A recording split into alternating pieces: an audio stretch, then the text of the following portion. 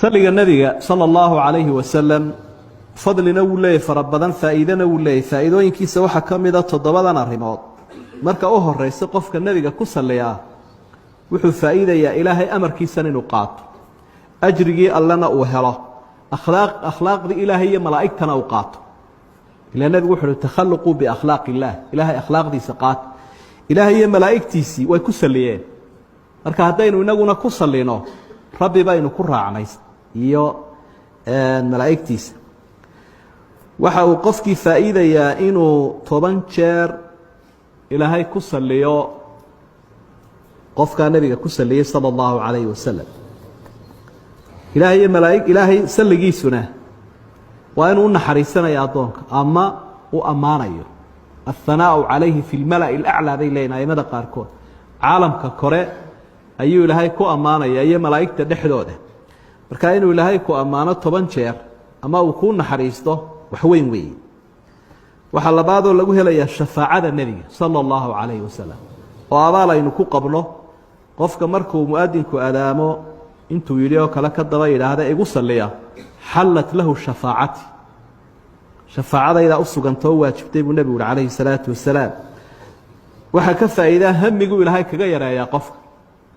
humuum badan baynu xambaarsanahay waxba inagu si ah culaysyo badan baa dadka saaran iyo diiqado waxyaabaha ilaahay uu ku fududeeyay ayuu kamid yahay saliga nabiga asxaabigi Ubay ibn Ka'b markuu nabiga ku yiri waqtigayga saligaagan ku qaadan hamigaaga la kaafiib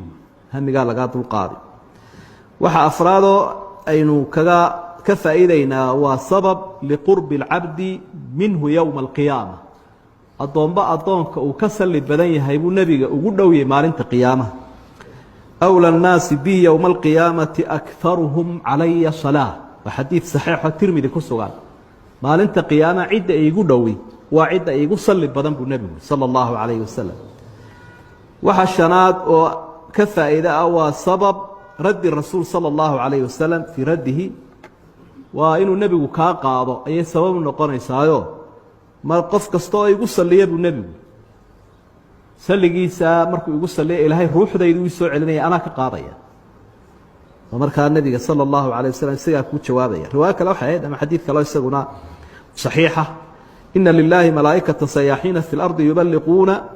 yuballiquni as-salama min ummati malaa'ik dhulka wareegaysa buu ilaahay leeyahay oo qaabilsanun inay saliga ummadu igu saleeyay aniga ay soo gaarsiiyaan xadiiskaasina waa saxiix فوائدك waxa kamida ducadaada in la aqbalo waxyaabaha caawinayo kamid yahay inaad saliga ku soo khatinto khitaamu misku ninba ducaysay ayaa tukanayay ilaahayna ma amaanin nabigana kuma saliin nabigu wuxuu ajila hada kani uu degdegay wixii ducadiisa lagu aqbali lahaa muu yeelin istawa saxiix waxyaabahaas maalinka jimcaha inaynu sii badino nabigu calayhi salaatu wasalaam iyadana wuxuu inoo sheegay in warbixin lagu siinayo saliga ay ugu saleeysan badiyo maalinka jumcaha fa inna salatakum ma'ruudatun alay hadithki sahih abi daawud ku sugnaa saligin waa la yardinaya meel kasta caalamka joogo telefoonada ilaahay baa nabiga ku rakibeen hebel baa kugu saleeyay hebel baa kugu saleeyay hebel baa kugu saleeyay taasay ugu soconayso marka faa'iidooyinka iyo kuwa kale oo badan ayuu leeyahay waa adkaarta ama dhikriga ugu fadli badan weeye dhikrigeena yawmiga ah gelinka hore iyo gelinka dambe aynu akhriyayno saliga nabigu isagoo 10 jeer buu la socdaa sallallahu